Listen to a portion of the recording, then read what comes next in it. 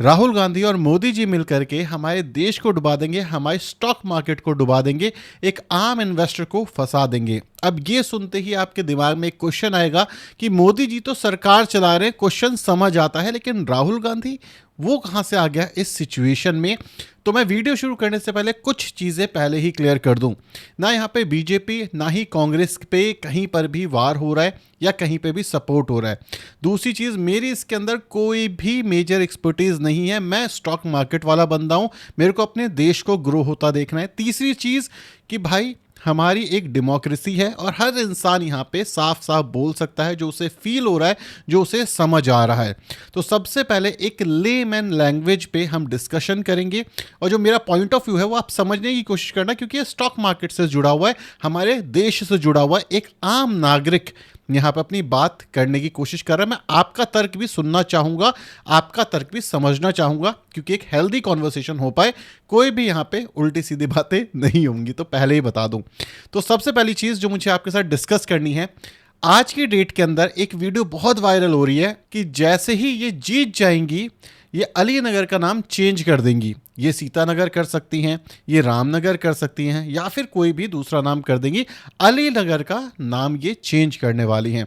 तो सबसे पहला क्वेश्चन मेरा ये है कि आज की जो यूथ है, हमारा जो यूथ है, वो इस समय पे चेंज करने पे तुला है नाम। ना वो कोई ग्रोथ की बात कर रहा है, ना ही वो किसी और चीज़ की बात कर रहा है। ये किस पार्टी को सपोर्ट करती है, क्वेश्चन मेरा आपसे, आप मुझे बता देना अगर आप अभी तक एक्टिव हो तो।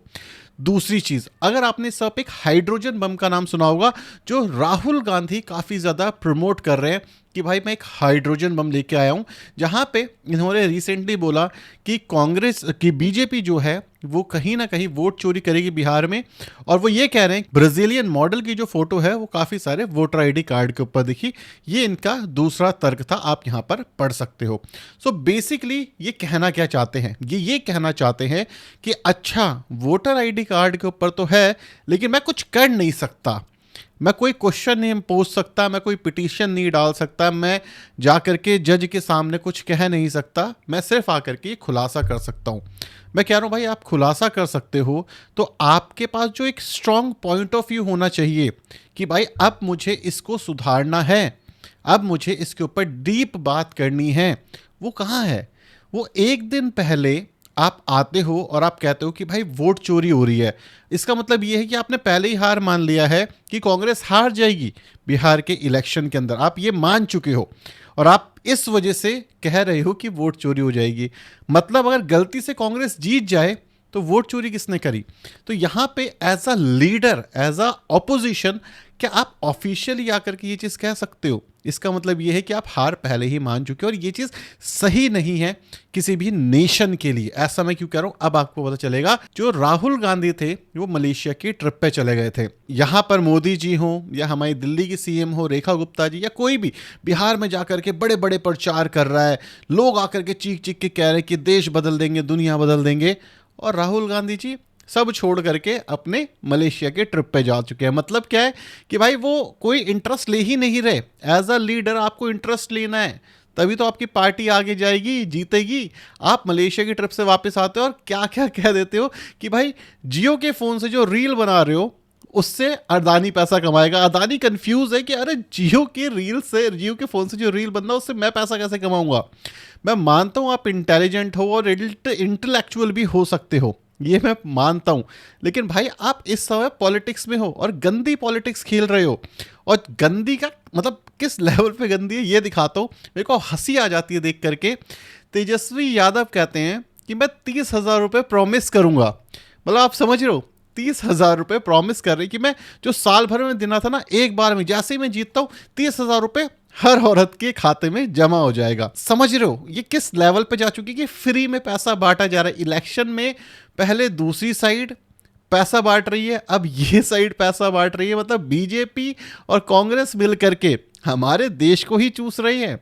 लोग ये 15-20 हज़ार रुपये मिलेंगे हमें, 2-2.5 हज़ार रुपये मिलेंगे हमें, या एक आधी बॉटल मिल जाएगी हमें, इसके चक्कर में वोट दे देते हैं और पूरी जिंदगी गुजार देते हैं बिना कोई काम देखे। मतलब एक सरकार रही है 15-20 साल, उसने क्या करा, ग्रोथ हुई नहीं हुई कुछ नहीं पता। और हमारी जो दिल्ली की सीएम है वो तो अपने पैरों पे ही कुल्हाड़ी मार रहे हैं। मतलब पॉलिटिशियंस इस लेवल पे आकर के अंगूठा छाप बन चुके हैं कि कई बार ऐसे न्यूज़ आती है, कहते हैं कि भाई सामने एक बंदा खड़ा होता है, कहते हैं कि ये कुछ लिख देता है मैं अंगूठा छाप देता हूँ। मतलब हमारी ज़िंदगी एक बंदे के हाथ में है, लोग कह रहे हैं कि भाई रेजिग्नेशन पेपर दे दो, अंगूठा ही तो लगाना है। मतलब ऐसे ऐसे पॉलिटिशियंस हैं हमारे देश के अंदर। ये कितना दर्द की बात है, ये कितने दुख की बात है। और अगर हम बीजेपी की बात करें तो मोदी जी का तो आपको पता ही है कि भाई फोटो खिंचाने के चक्कर में बीच में कोई नहीं आ जाना चाहिए। और जो वादे हैं वो तो इस लेवल के किए जाते हैं जो आप क्या ही मतलब पूछोगे। तो दिक्कत क्या है? दिक्कत ये है इस समय पे, मैं बहुत शैलो इस समय पे बात कर रहा हूँ, डीप जा ही नहीं रहा। डीप इसलिए नहीं जा रहा बिकॉज मैं इसको पॉलिटिकल नहीं बनाना चाहता, मैं इसको एज अ सिविलियन देख रहा हूँ कि मेरी नज़रों से ये कितना शैलो है, कितनी बेवकूफ़ियों वाली बात है। एक आम आदमी ये देख करके क्या पता नहीं लगा पा रहा कि एक्चुअली इन लोगों को चाहिए क्या। ये 2-2 हज़ार रुपये के लिए आपको बेच दे रहे हैं और आपको समझ ही नहीं आ रहा। मतलब एक सिंपल सी बात इतनी सी है, अगर आप यूएस को देखोगे तो जो ट्रंप है, ट्रंप ने पूरी यूएस को हिला रखा है। जॉब उसकी खराब हो चुकी है, जॉब डेटा खराब हो रहा है, इन्फ्लेशन वो बढ़ा चुका है, महंगाई दर उसके अंदर छप्पड़ फाड़ के ऊपर जा रही है, पूरी दुनिया से लड़ाई झगड़े करके बैठा है। न्यूक्लियर बम की टेस्टिंग उसने शुरू करवा दी है।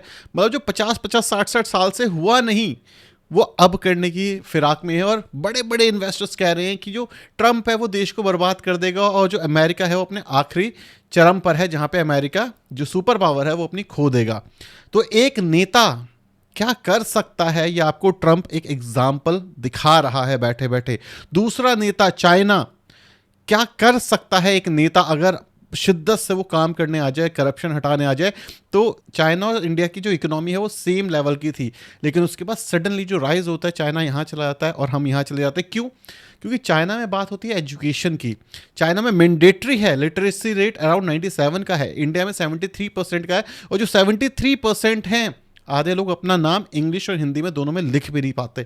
इस लेवल के लोग हैं। लोग इंजीनियरिंग करके बैठे हुए हैं, लेकिन इंजीनियरिंग की स्पेलिंग पूछ लो उनसे तो उन्हें वो नहीं आती है। तो आप ये सोच रहे हो कि किस लेवल पे चल रहा है। और इंजीनियरिंग की स्पेलिंग नहीं आती, मैं कह रहा हूँ मत करो यार, कम से कम बेसिक लेवल की एजुकेशन जो रियल लाइफ में यूज़ हो रही है, कारपेंट्री ये एजुकेशन सिस्टम का पार्ट हो सकता है, कोडिंग एजुकेशन सिस्टम का पार्ट हो सकता है। अगर आप देखोगे तो बेसिक लाइफ स्किल नहीं है। एयर पॉल्यूशन की मैं क्या बात करूं, इंडिया के अंदर एयर पॉल्यूशन ऐसा नहीं है सिर्फ इंडिया में, चाइना में भी था, लेकिन उनकी पॉलिसी की वजह से एयर क्वालिटी एक अच्छी हो गई वहाँ पे। और यहाँ पे एयर पॉल्यूशन को एक्चुअली एज अ कंसर्न देखा ही नहीं जाता। अगर आप इंडिया में हो और स्पेशली इन दिल्ली एनसीआर के अंदर हो तो आप अपने लंग्स के साथ जो खेल खेल रहे हो ना, वो शायद ही आपको आगे ज़िंदगी में बढ़ाएगा। इसलिए अगर आप देखोगे यंग एज में हार्ट अटैक्स आ रहे हैं लोगों को, क्यों आ रहे हैं? क्या इंपॉर्टेंट है? फ्री की हवा ये तो साफ़ की जा सकती थी, पानी साफ़ किया जा सकता था, यही चीज़ मुश्किल है। दिल्ली में जब से सीएम बन के आए हैं, पानी को आप सूंघ नहीं सकते, डायरिया हो जाएगा, ऐसे पानी है। ठीक है। और जो कांग्रेस है उसके पास ये टॉपिक ही नहीं है, ना पानी का टॉपिक है, ना हवा साफ है इसका टॉपिक है। आप किसी चीज के ऊपर एम्फेसिस कर ही नहीं पा रहे एज अ ऑपोजिशन। आप ये समझो किसी भी देश में सरकार जितनी स्ट्रांग है, अगर ऑपोजिशन उतना स्ट्रांग नहीं है, सही क्वेश्चन नहीं पूछता, तो वो देश पूरी तरीके से डूबने की कगार में है। क्योंकि ऑपोजिशन कभी जीत ही नहीं पाएगा, और ऑपोजिशन नहीं जीत पाएगा ये चीज़ अगर जो करंट रूलिंग पार्टी है इसे पता होगी तो वो अच्छे काम क्यों करेगा किसी देश के लिए? वो अच्छे काम करेगा ही नहीं, क्योंकि उसे पता भाई मैं तो अल्टीमेट सुपर पावर हूं ना, मेरे ऊपर तो कोई आ ही नहीं सकता और इनको तो मैं सीरियस लेता ही नहीं। तो ये मेन दिक्कत है। और एज अ सिविलियन हम किसी को या तो भगवान मान लेते हैं या बेवकूफ़। हमारे पास एक बेसिक क्रिटिकल थिंकिंग खत्म हो चुकी कि ये जो सरकारें हैं, कई बार बोला गया है, काफ़ी बड़े बड़े पॉलिटिशियंस ने बोला है कि ये आपको सामने लड़ते हुए दिखते हैं लेकिन पीठ पीछे ये दोनों बैठ के ही खा रहे होते हैं। सामने ये आग बबूला हो जाते हैं लेकिन पीठ पीछे ये सारे के सारे ही दोस्त होते हैं। और एज अ नॉर्मल पीपल हम एक की साइड होते हैं या दूसरे की साइड, हम एज अ इंडियन नहीं सोचते जिसको इंडिया से फ़ायदा होगा। अगर एक अच्छी ऑपोजिशन नहीं है तो एक अच्छी रूलिंग पार्टी हो ही नहीं सकती, इसके चांसेस बहुत कम है। अगर मैं चाइना को एक्सेप्शन लेवल पे छोड़ दूँ तो इवन काफ़ी सारे ऐसे देश हैं जहाँ पे डिक्टेटरशिप है लेकिन वहाँ पे जो ग्रोथ है वो एक्स्ट्रॉर्डनरी है। क्यों? क्योंकि उसका लीडर विजनरी था। अगर मैं यूएस की बात करूँ, मतलब अलग ही लेवल पे यार, अलग ही लेवल पे ले गए थे, और यूएस को इस समय पे अलग ही लेवल पे गिराया जा रहा है। तो ये चीज़ याद रखना, अगर आप स्टॉक मार्केट के अंदर सोचो ना 20 साल में मैं इन्वेस्ट करता रहूँ चीज़ें होती जाएंगी, अगर ऐसे चीज़ें रहेंगे तो नहीं हो पाएगी।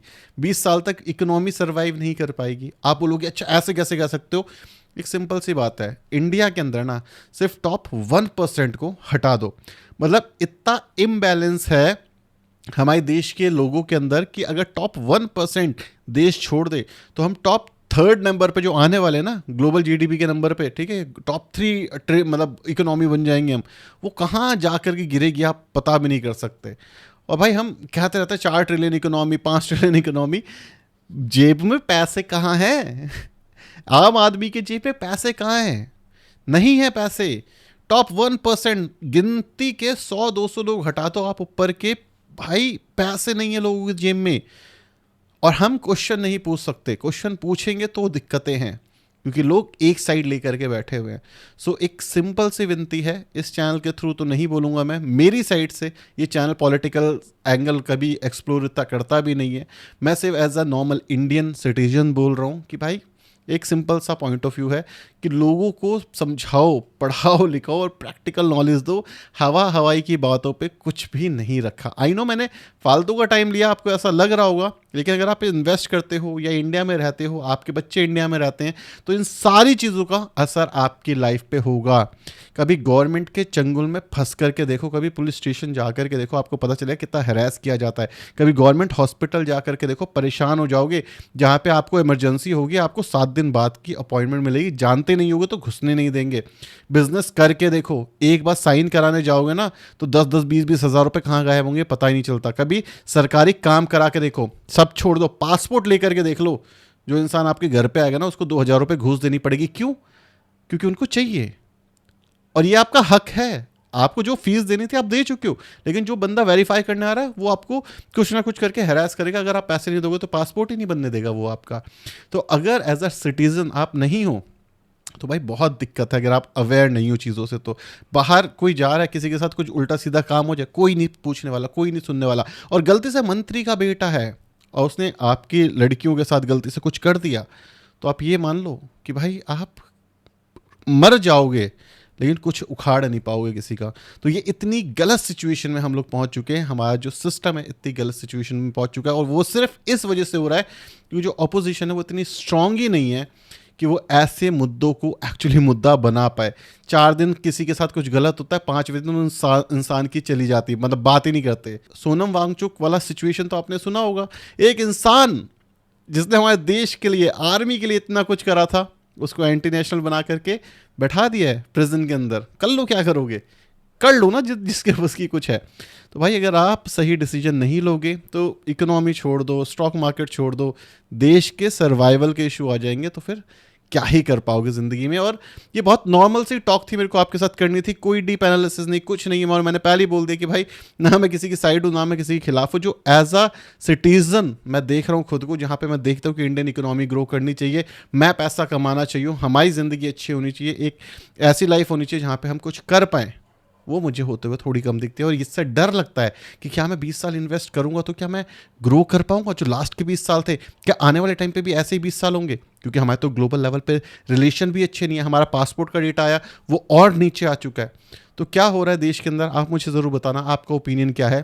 और ऐसी वीडियोज़ अगर पसंद आती है जो नॉर्मल टॉपिक्स पे भी हल्की फुल्की तरीके से डिस्कस करते हैं, कोई लड़ाई झगड़ा नहीं करते, तो बताना, और टॉपिक्स पे बना लेंगे। Thank you so much for watching this video. Signing off.